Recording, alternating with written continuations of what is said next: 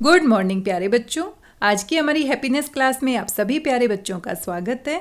आशा करती हूँ आप सभी अपने परिवार के साथ स्वस्थ हैं, सुरक्षित हैं और खुश होकर अपनी पढ़ाई कर रहे हैं। मैं रेखा सिंह आप सभी के लिए लेकर आई हूँ एक और नई हैप्पीनेस की कहानी। और आज की हमारी हैप्पीनेस कहानी का नाम है एक जूता। प्यारे बच्चों, हमारी कहानी में क्या क्या होता है इसे जानने से पहले आइए कुछ महत्वपूर्ण बातों पर चर्चा करते हैं। हमारे जीवन में हमें कुछ ना कुछ फैसले लेने पड़ते हैं। अभी आप बहुत छोटे हैं, लेकिन जैसे जैसे आप बड़े हो जाएंगे, जीवन की जिम्मेदारियों को उठाते चले जाएंगे, तो आपको जीवन में बड़े बड़े फैसले लेने होंगे।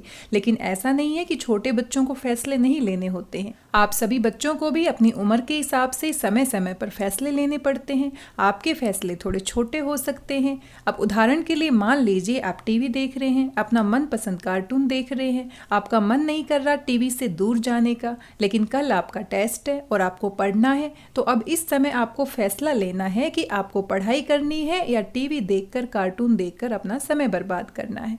यही जो छोटे छोटे फैसले होते हैं हमारे जीवन में बहुत महत्वपूर्ण होते हैं। कोई भी फैसला, चाहे वो छोटा हो चाहे बड़ा हो, उसको लेते समय समझदारी का बहुत महत्वपूर्ण स्थान होता है।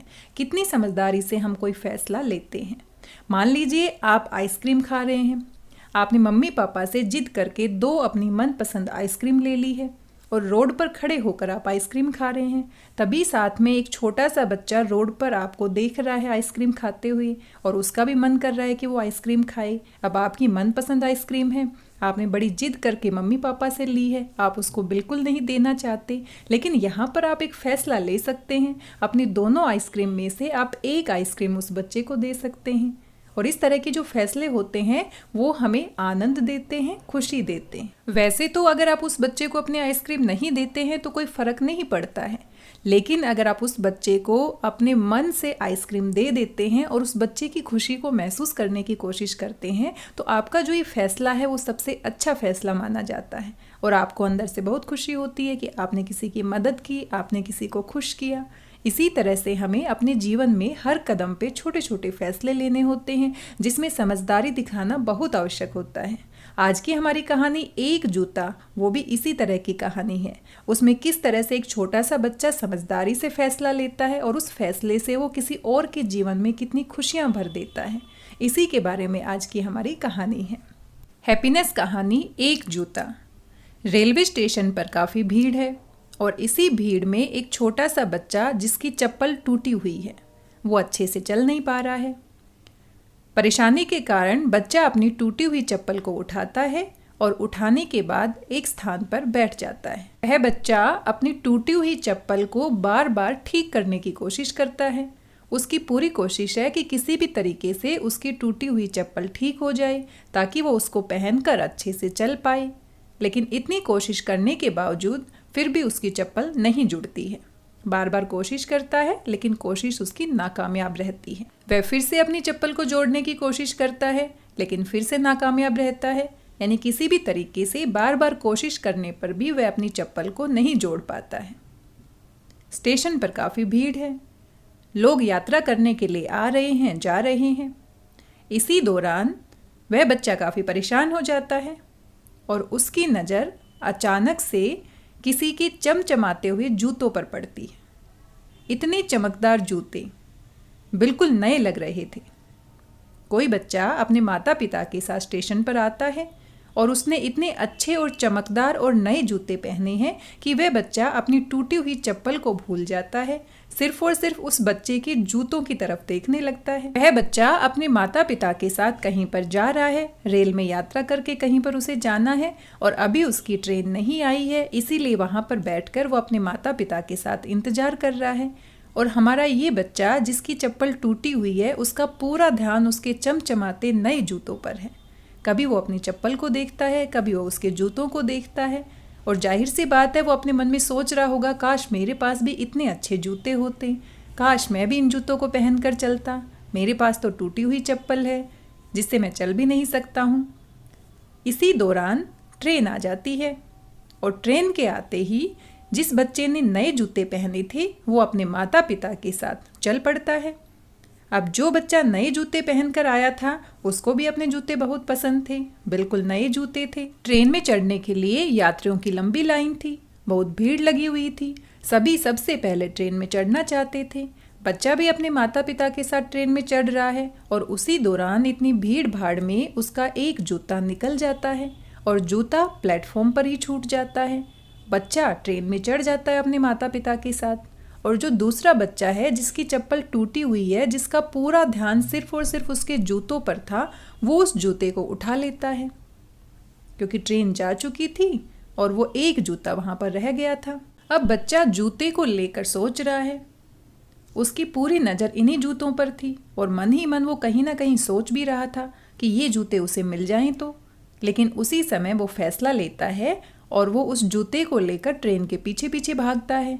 जिस बच्चे का जूता था उसे वो जूता लौटाने की पूरी कोशिश करता है, लेकिन ट्रेन की स्पीड के आगे बच्चा इतना नहीं दौड़ पाता है और ट्रेन की स्पीड तेज हो जाती है और इसी दौरान पूरी कोशिश करने के बावजूद भी वह बच्चा उस जूते को, जिसका वह जूता था, उसको नहीं दे पाता है। आखिर में उस जूते को उसकी तरफ फेंक देता है। अब जो बच्चा जिसका ये जूता था ट्रेन में चढ़ा हुआ है और अपने जूते का इंतजार कर रहा है कि किसी भी तरीके से वो जूता उस तक पहुंच जाए, अब नहीं पहुंचने की वजह से वह बच्चा यहाँ पर फैसला लेता है कि क्यों ना मैं अपना दूसरा जूता भी वापस फेंक देता हूँ, क्योंकि एक जूते का कोई फायदा नहीं है। जूते तो हम दोनों ही पहनते हैं, दोनों पैरों में। अब एक जूता मेरे पास है और एक जूता रेलवे स्टेशन पर है, तो मैं दूसरे जूते का क्या करूँगा। इसीलिए वह बच्चा दूसरा जूता भी निकाल कर उस बच्चे की तरफ फेंक देता है ताकि वह बच्चा उन दोनों जूतों को पहन सके। यहाँ पर जो बच्चा ट्रेन में यात्रा कर रहा है वो यहाँ पर एक सही फैसला लेता है। वो चाहता तो अपने जूते को नहीं फेंकता, लेकिन यहाँ पर उसने जो सही फैसला लिया है उसका बहुत बड़ा महत्व है। यहाँ पर उसने उस छोटे से बच्चे को जिसकी चप्पल टूटी हुई थी उसको इतनी ज़्यादा खुशी दी है जिसकी हम कल्पना भी नहीं कर सकते, क्योंकि उसके लिए जूतों का सपना बहुत बड़ा सपना था। वो जूते नहीं खरीद सकता था। इसीलिए प्यारे बच्चों, हमें भी अपने जीवन में कभी जल्दबाजी में या बिना सोच समझ के फैसला नहीं लेना चाहिए।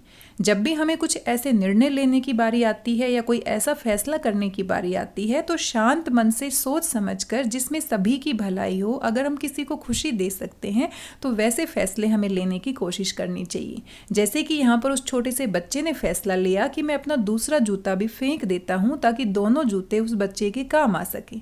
इस तरह से हम फैसला लेते हैं तो अपने जीवन में हम हमेशा अच्छे फैसले लेते हैं और हमेशा हम कामयाब होते हैं। प्यारे बच्चों, आपके जीवन में भी कभी ऐसी कोई घटना घटित हुई है जहाँ पर आपको कोई फैसला लेना पड़ा हो? आपने किसी को खुशी देने वाला फैसला लिया हो या आपने बड़ी समझदारी वाला फैसला लिया हो, आपके फैसले की हर किसी ने तारीफ की हो। ऐसा कोई फैसला अगर आपको याद आ रहा है तो आप हमारे साथ जरूर साझा कीजिए। आपको क्या लगता है, इस तरह के फैसले लेने से हमारे जीवन में क्या बदलाव आता है, हमारी सोच में क्या बदलाव आता है? क्या हम अच्छा महसूस करते हैं या फिर नहीं करते हैं? इसके बारे में सोचिए। साथ ही आपसे कुछ और सवाल हैं। क्या कभी आपके साथ भी इस तरह की कोई घटना घटी है? साझा करें। क्या आपकी कभी कोई चीज़ खोई है? तब आपको कैसा लगा तथा क्यों लगा? अगर आप उस बच्चे की जगह होते जिसने नए जूते पहने थे तो आप क्या करते?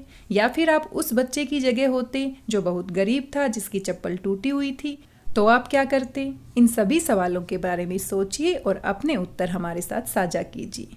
साथ में कहानी को अपने परिवार के सदस्यों के साथ साझा करना ना भूलें। अपने परिवार के सदस्यों के साथ कहानी के ऊपर चर्चा कीजिए और अपने फैसले लेने के बारे में सोचिए कि आपको किस तरह से फैसले लेने चाहिए।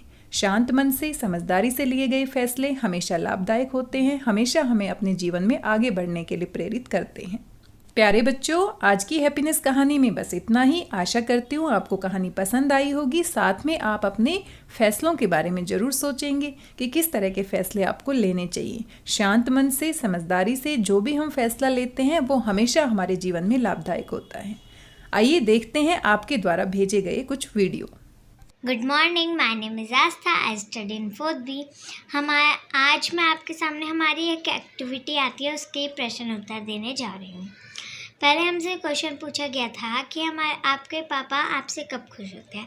मेरे पापा मेरे से तब खुश होते हैं जब हमें स्कूल से मेडल मिलता है, सर्टिफिकेट मिलता है और जब हम पेपर में पास हो जाते हैं तब मेरे पापा हमसे बहुत खुश होते हैं और हमारे को नई चीज़ें दिलाते हैं। Thank you.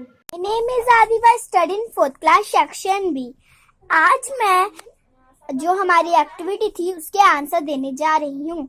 मेरे पापा तब खुश होते हैं जब मैं पापा को कुछ जीत के लाती हूँ, जैसे मैं मेडल जीतती हूँ और सर्टिफिकेट। Thank you.